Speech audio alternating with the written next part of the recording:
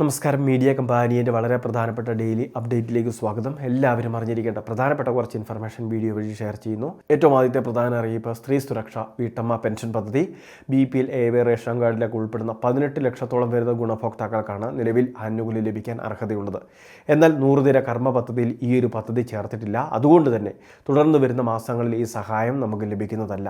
സർക്കാർ ഈ പദ്ധതി പഠനവിധേയമാക്കേണ്ടതാണ് എന്ന് മുൻപ് തന്നെ അറിയിച്ചിട്ടുണ്ട്. അനർഹമായിട്ടുള്ള ആളുകൾ ഉൾപ്പെടെ ഈ പദ്ധതിയിലുണ്ട് എന്ന് പരാതികൾ ലഭിച്ചതായിട്ടും മുഖ്യമന്ത്രി അറിയിച്ചിട്ടുണ്ട്.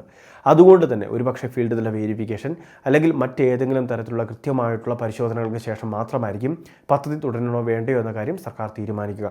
ബജറ്റ് വിഹിതം അനുവദിച്ചിട്ടുള്ളത് നിലവിലുണ്ട് എന്ന് സർക്കാർ അറിയിച്ചിട്ടുണ്ട്. ചിലപ്പോൾ ഈ തുക മറ്റേതെങ്കിലും പദ്ധതിക്ക് വേണ്ടി അല്ലെങ്കിൽ ജനോപകാരപ്രദമായ മറ്റ് സ്കീമുകളിലേക്ക് മാറ്റുകയായിരിക്കും ചെയ്യുക. അല്ലാത്ത പക്ഷം ഇത്തരം പദ്ധതികളുടെ തുക ഉൾപ്പെടെയുള്ള കാര്യങ്ങൾ ലാപ്സായി പോകുന്നത് ആയിരിക്കും.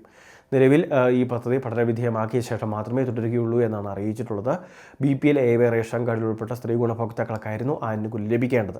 എന്നാൽ ഇവരിൽ പലർക്കും തന്നെ മറ്റ് ജോലികളുള്ളവരാണ് എന്നും, അതായത് വീട്ടമ്മ പെൻഷൻ എന്ന രീതിയിലാണ് പദ്ധതി നടപ്പിലാക്കിയത്. സാമ്പത്തികമായിട്ട് പിന്നോക്കം നിൽക്കുന്ന വീട്ടുജോലികൾ ചെയ്യുന്ന അല്ലെങ്കിൽ ഗൃഹഭരണം മാത്രമുള്ള സ്ത്രീകൾക്ക് ഒരു കൈത്താങ്ങായിട്ട് ലഭിക്കേണ്ട ആനുകൂല്യമായിരുന്നു. എന്നാൽ ഇതിൽ തന്നെ സാമ്പത്തികമായിട്ട് മെച്ചപ്പെട്ടവരും അതോടൊപ്പം തന്നെ മറ്റ് വരുമാന മാർഗ്ഗങ്ങൾ ഉള്ളവരുമെല്ലാം തന്നെ ഇത്തരത്തിൽ പദ്ധതിയുടെ ആനുകൂല്യം കൈപ്പറ്റുന്നുണ്ട് എന്നൊക്കെയുള്ള പരാതികൾ ലഭിച്ചു എന്നാണ് സർക്കാർ അറിയിച്ചിട്ടുള്ളത്. അതുകൊണ്ട് തന്നെ ഈ ആനുകൂല്യം, അതായത് കുടിശ്ശിക വന്നിട്ടുള്ളതോ അല്ലെങ്കിൽ തനത് മാസങ്ങളിൽ ലഭിക്കേണ്ട വിഹിതമൊക്കെ ഇനിയൊരു അറിയിപ്പ് ഉണ്ടാകുന്നത് വരെ നമുക്ക് വിതരണം ചെയ്യുന്നതല്ല. പദ്ധതി താൽക്കാലികമായിട്ട് മരവിച്ച അവസ്ഥയിലായിരിക്കും. രണ്ടാമത്തെ മറ്റൊരു പ്രധാനപ്പെട്ട അറിയിപ്പ്, സംസ്ഥാനത്തെ കർഷകർക്ക് വേണ്ടി കേന്ദ്ര സംസ്ഥാന സർക്കാർ തയ്യാറാക്കുന്ന അല്ലെങ്കിൽ നടപ്പിലാക്കുന്ന കാർഷിക യന്ത്രവൽക്കരണ ഉപപദ്ധതിക്ക് ജൂലൈ മാസം 15-ാം തീയതി രാവിലെ 11 മണിക്ക് തുടക്കം കുറിക്കുകയാണ്. ആദ്യം അപേക്ഷ വയ്ക്കുന്നവർക്ക് മുൻഗണന കൂടി സ്കീമിൻ്റെ ഭാഗമായിട്ട് ലഭിക്കും.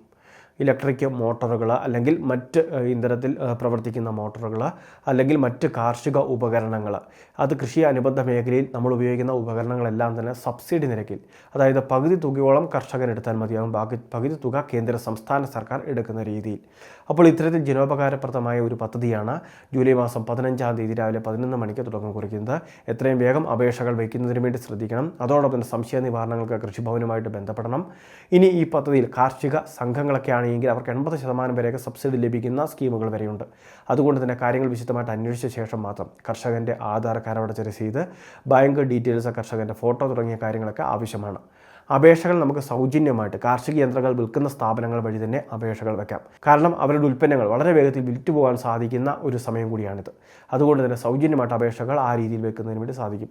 പക്ഷേ നമ്മൾ ശ്രദ്ധിക്കുക, കർഷകൻ്റെ കയ്യിൽ പണം ഉണ്ടാകണം. അത് കൃത്യമായിട്ട് അതിൻ്റെ വിഹിതം അടച്ചു വേണം രജിസ്റ്റർ ചെയ്യുന്നതിന് വേണ്ടി. അങ്ങനെ കുറച്ച് കാര്യങ്ങൾ കൂടി ഈ പദ്ധതിയുടെ ഭാഗമായിട്ടുണ്ട്. മൂന്നാമത്തെ മറ്റൊരു പ്രധാനപ്പെട്ട അറിയിപ്പ്, നമ്മളുടെ സംസ്ഥാനത്തെ കർഷകരെ സംബന്ധിച്ചിടത്തോളം കർഷക ID, അത് പ്രധാനപ്പെട്ട ഒരു കാര്യം തന്നെയാണ്.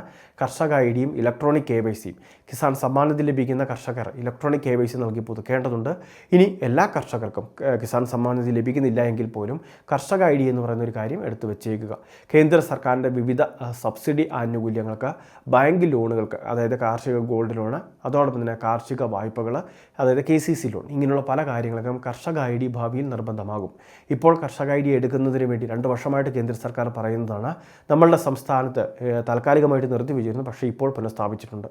അതുകൊണ്ട് തന്നെ നമ്മളുടെ കൃഷിഭൂമിയുമായി ബന്ധപ്പെട്ട കരമടച്ച രസീത് ഉൾപ്പെടെയുള്ള കാര്യങ്ങൾ, കർഷകൻ്റെ ആധാറുമായി ലിങ്ക് ചെയ്തിട്ടുള്ള ഫോണ്, ഇങ്ങനെയുള്ള വിവിധ ഡോക്യുമെൻറ്റുകൾ, ബാങ്ക് ഡീറ്റെയിൽസ് ഇവയുമായിട്ട് എത്തിച്ചേർന്ന് വേണം ഇത്തരത്തിൽ കർഷക ID ജനറേറ്റ് ചെയ്യുന്നതിനുള്ള റിക്വസ്റ്റ് കൊടുക്കാൻ.